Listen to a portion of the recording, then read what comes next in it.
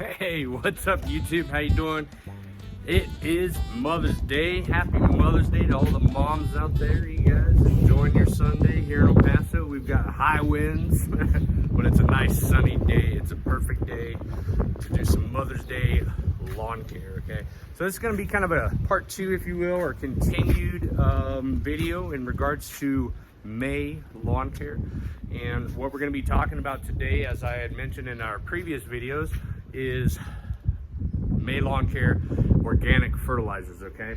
We all should be pushing growth inside of our Bermuda lawns. And so today I wanted to show you some trouble areas in my own lawn that we're experiencing, and how we resolve those issues is again by pushing fertility inside of these Bermuda lawns.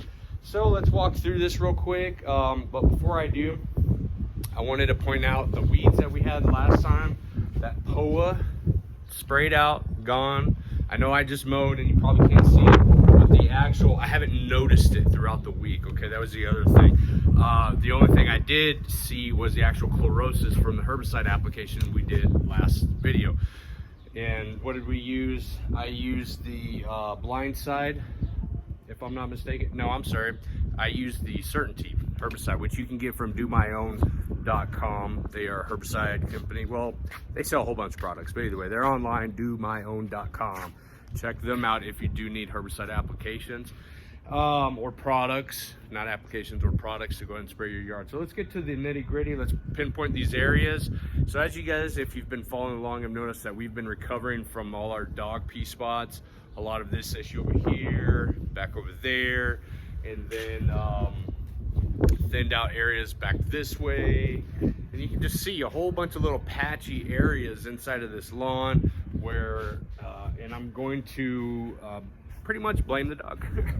They wreaked havoc throughout the winter, or early January, February, March time period. Look at these guys. Look, you see this? I mean, you got that green, dark green ring around it, and then that brown spot from the urine, okay? And then over here, look at this. This is embarrassing, guys. Look at this spot right here.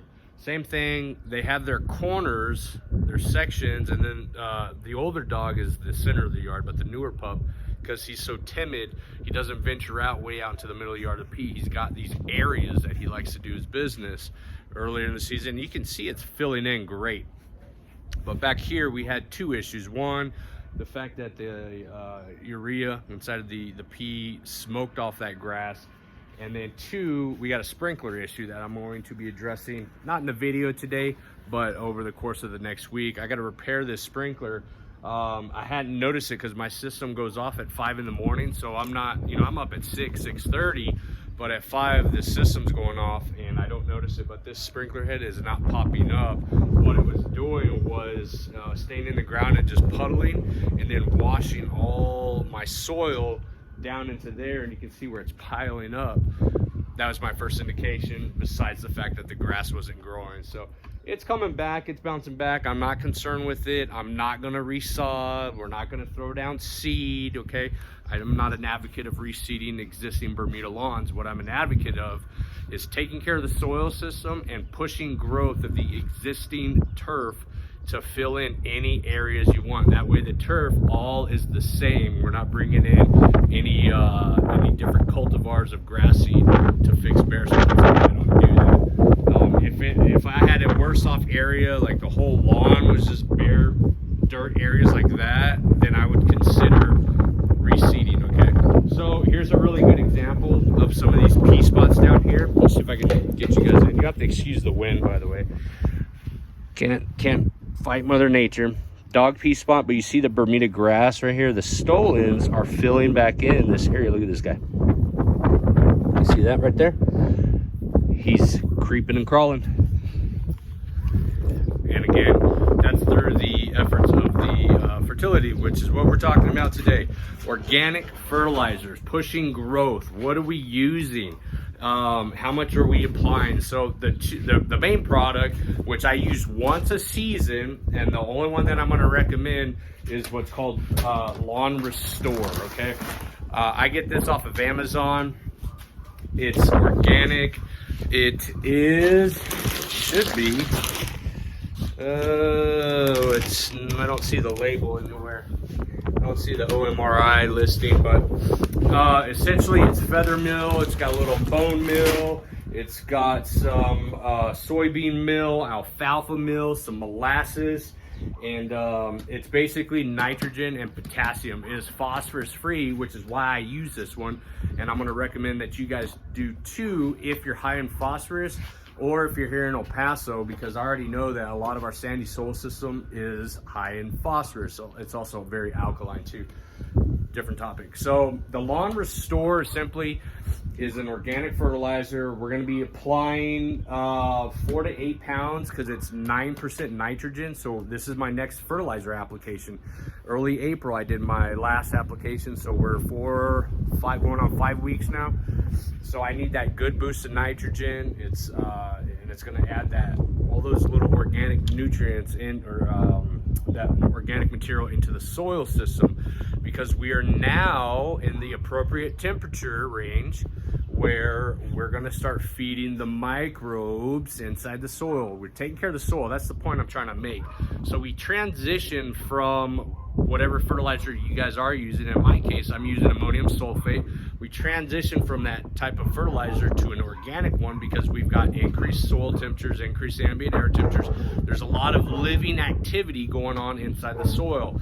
When you start doing this process of applying organic fertilizers to your lawn, not just your gardens, guys, that's the point I'm trying to make. When you start doing this to your soil systems in your lawn, you get a different result because you're starting to feed the soil, the microbes, okay, the microbiology inside the soil system. The end goal is not a greener lawn necessarily, but essentially pushing growth and allowing the existing turf, okay, the existing plant, to be able to uptake the readily available nutrients that are in the soil. And the way that we do that is through organic applications, okay? So inside soil systems, you've got mycorrhizal fungi, you've got earthworms, all that stuff going on. There's a lot of activity. That's what we're trying to feed, okay? When you apply this organic fertilizer, and it's going to lead me into my second topic, which is the additional application we're going to be doing today, making those readily available nutrients in the soil, the nitrogen that's already there, the phosphorus that's already there, the potassium, the calcium, the magnesium, the boron, the iron that's already in the soil system, okay? When you start feeding the plant a different type of fertilizer, you're going to get that different result because the plant, the grass, is going to be allowed to uptake those nutrients, okay? That's part one. Part two, the second product that we're going to be applying is HumiChar. This is from Anderson's. HumiChar is a combination. It's a 50-50 combination of biochar and humic acid, okay? So if you guys, again, have been following, I push the next level fertility program inside of my lawn for one main reason, and it's primarily because the product line contains humic acid, okay, and fulvic acids and sea kelps, okay, again, taking care of the soil. The biochar, okay, is it's how do I explain this? It's a byproduct of a certain material, wood material in some cases. The HumiChar is actually coconut material that's been burned without oxygen. It's a byproduct of that process. And so the biochar is simply to help me with retention. So we're in the desert. A gentleman in one of my videos prior mentioned to not forget about the watering at the appropriate time of the day or throughout the year and the season, which is regulated by the cities. And a lot of those places that don't have a lot of, or don't get a lot of rain, are regulated by the cities. I know in California, they've actually cut off, I think it's California, don't quote me on this, but they're actually going through some serious water regulations because of the water deprivation issues. So here, what I like to do is I like to do applications where I can help conserve water and retain water inside the soil system. And the way that I do that is through the applications of biochar, which is inside the HumiChar. Okay, it's 50% humic acid, 50% biochar. That biochar, once it's activated and inside the soil system through the granular process and the watering into the soil, it helps retain the water molecules and the nutrient molecules inside of the soil system.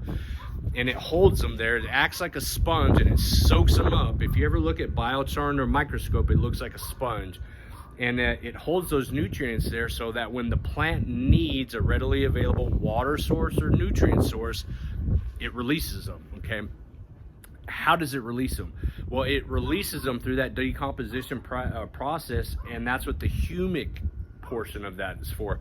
I'm not going to get real technical about it. For that, you're going to have to go check out John Perry with Lawncology. He explains humic acid like nobody else I've seen, okay? But humic acid inside of the lawn, essentially, to sum it up, basically, is it's going to enhance, okay, the composition of soil, and it's going to allow the plant to uptake those nutrients, okay? That's probably the easiest and most basic way that I can explain it. So if you're doing all these applications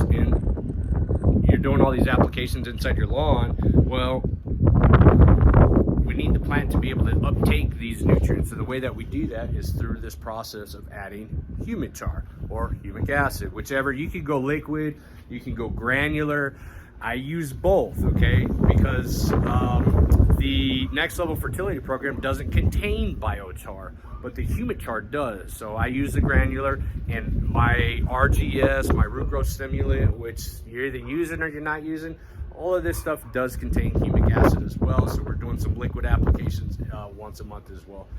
Outside of that, guys, that's going to be the organic fertilizer. I'm going to recommend to you guys, what is it? Who pushes it? Doc, How To with Doc. He pushes the Anderson's product, and I can't remember the name of it because I don't use it. The PGF Complete organic material inside of that. I don't shop at Home Depot or Lowe's for my fertility, my fertilizer products. So I don't have a recommendation for organic fertilizer from those stores. But if you can get your hands on an organic, it says organic fertilizer, now's the time to start doing that, simply because we've got appropriate temperatures that's going to start feeding that microbiology inside of the soil system, okay? And the most important part is it's going to allow the plant to start uptaking these nutrients that we're putting inside of the soil. In cohesion with everything I've just said, if your pH is off, meaning you're too alkaline or too acidic, that's going to affect the plant's ability to uptake those nutrients. How do we compound that or combat that, or how do we, get to the other side of that coin? Is by applying HumiChar or humic acid, either one.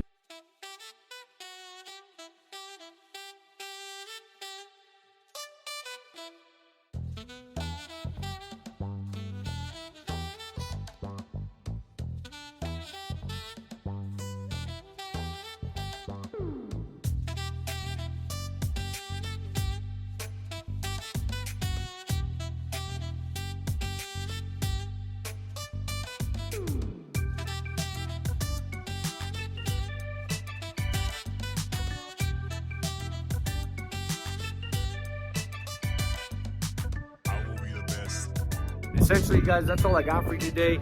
If you have any other questions, as always, leave them down in the comment book below, and I'll get to them as soon as I can. And don't forget to fertilize that subscribe button. We're on our way to our first 1,000 subscribers, so smash that subscribe button. Give me a thumbs up so we can boost that YouTube algorithm and keep this channel growing, guys. I appreciate you for following along. I'll talk to you guys later. Bye.